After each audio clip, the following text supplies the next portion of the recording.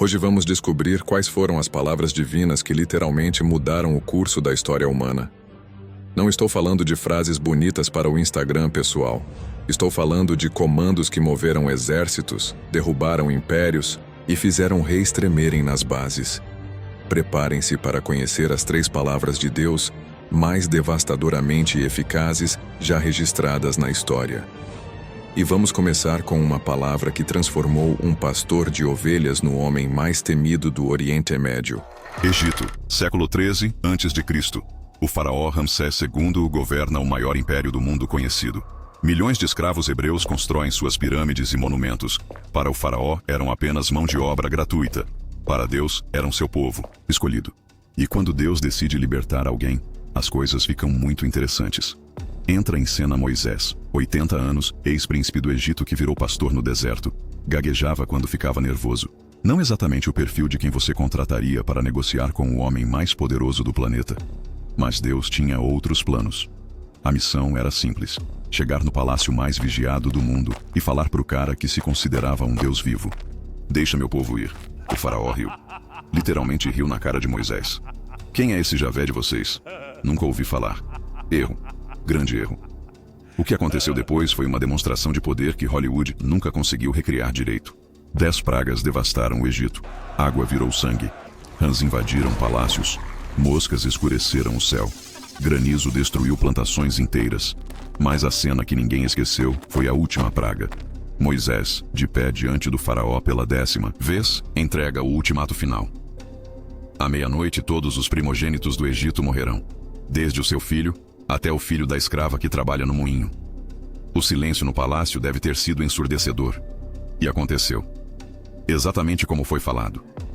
O herdeiro do trono egípcio, morto. O primogênito de cada família egípcia, morto. O choro que se ouviu naquela noite ecoou por todo o Egito. Ramsés II, o faraó que se achava imortal, literalmente expulsou os hebreus do Egito. Não deixou ir. Expulsou. Saiam. Saiam todos. E bendigam-me também. 600 mil homens, mais, mulheres e crianças. Quase 2 milhões de pessoas saíram do Egito numa única noite. A palavra "deixa o meu povo ir" não foi apenas ouvida. Foi obedecida por quem jurava nunca obedecer ninguém. A ironia: o homem que se considerava um deus, implorou pela bênção do Deus verdadeiro. Quem diria, né? Terra Prometida, século 13 a.C. Os hebreus finalmente chegaram. 40 anos vagando no deserto acabaram, e agora era hora de conquistar a terra que Deus prometera. Só tinha um probleminha. As cidades eram fortificadas como fortalezas militares, modernas, e Jericó era a pior de todas. Imaginem muralhas de 6 metros de altura por 4 de largura, tão sólidas que carruagens corriam em cima delas.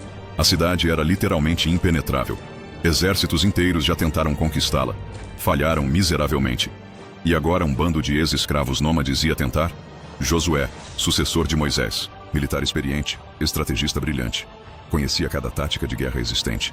Sabia que seria preciso um cerco de anos para quebrar aquelas muralhas. Até Deus aparecer com a estratégia mais bizarra da história militar. Marchem ao redor da cidade uma vez por dia, durante 6 dias. No 7º dia marchem 7 vezes. Depois gritem. Josué deve ter pensado: Senhor, o senhor tem certeza? Gritar vai derrubar as muralhas. Mas orders são orders. E quando Deus dá uma ordem militar, você executa. 6º dia. Os soldados de Jericó já estavam rindo dos hebreus. Olha só, eles estão fazendo Cooper ao redor da nossa cidade. Deve ter sido o assunto de todas as tavernas. 7º dia. Madrugada. O exército hebreu levanta e marcha. 1 volta, 2, 3. Na 7ª volta, Josué levanta a mão e berra: gritem, o Senhor entregou a cidade. E 2 milhões de pessoas gritaram ao mesmo tempo. O que aconteceu depois desafia qualquer explicação da física. As muralhas mais sólidas do mundo antigo literalmente desabaram. Não racharam, não balançaram, desabaram. Como se a própria terra tivesse engolido os alicerces. Os soldados de Jericó que estavam rindo minutos antes agora corriam desesperados entre os escombros. A cidade impenetrável virou pó em questão de segundos. Estratégia militar mais eficaz da história envolveu 0 armas, 0 cerco, 0 máquinas de guerra, apenas uma palavra: gritem. Os generais modernos ainda estudam a Batalha de Jericó. Não para entender como replicar, óbvio, mas para entender como diabos um grito derrubou o que catapultas não conseguiam arranhar. Jericó virou lenda, e Josué, o homem que conquistou uma fortaleza impenetrável com um berro coletivo. Reino de Israel, século 9 a.C. A coisa estava feia. O rei Acabe havia se casado com Jezabel, que trouxe consigo 450 profetas do deus Baal. Israel estava dividido. Metade seguia Javé, metade seguia Baal. Era hora de decidir de uma vez por todas quem era o Deus verdadeiro, Elias. O profeta mais radical da história bíblica. Havia decretado 3 anos de seca em Israel como punição pela idolatria. O cara literalmente controlava o clima. Quando Elias falava, as nuvens obedeciam. Monte Carmelo. Elias convoca todo o povo de Israel para o maior reality show teológico da história. Vamos fazer um teste, ele diz. Vocês 450 profetas de Baal de um lado, eu sozinho do outro. Cada um prepara um sacrifício. O Deus que mandar fogo do céu e queimar a oferta, esse é o Deus verdadeiro. O povo amou a ideia. Finalmente um modo de acabar com a dúvida. Os profetas de Baal começaram. Dançaram, gritaram, se cortaram com facas até sangrarem. Do meio-dia até as 3 da tarde. Nada. Nenhuma fagulha. Elias, assistindo de longe, começou a zoar. Gritem mais alto. Talvez Baal esteja dormindo, ou ocupado, ou viajando. A ironia era devastadora. E o silêncio divino, ensurdecedor. Chegou a vez de Elias, e o cara, só para humilhar ainda mais, mandou derramar água sobre o altar. 4 jarros. Não suficiente. Mais 4. Ainda não. Mais 4. 12 jarros d'água sobre a lenha encharcada. Aí ele levanta as mãos e faz a oração mais simples da história. Senhor, Deus de Abraão, Isaque e Israel, que hoje se saiba que tu és Deus em Israel, e que eu sou teu servo.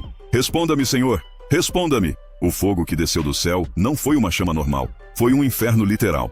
Queimou o sacrifício, a lenha encharcada, as pedras do altar e até mesmo a água das valetas ao redor. O povo inteiro se jogou no chão. O Senhor é Deus. O Senhor é Deus.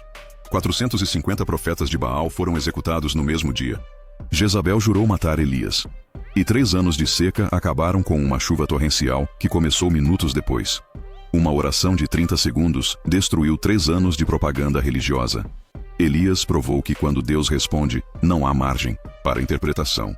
É fogo do céu ou não é nada. O homem que desafiou 450 profetas sozinho virou lenda. E a frase, responda-me, Senhor, se tornou o grito de guerra de todo crente que realmente acredita em milagres. 3 palavras, 3 momentos, 3 resultados que mudaram a história para sempre. Deixa o meu povo ir. Libertou uma nação inteira da escravidão. Gritem. Derrubou muralhas que pareciam eternas. Responda-me, Senhor. Trouxe fogo do céu e encerrou uma crise nacional.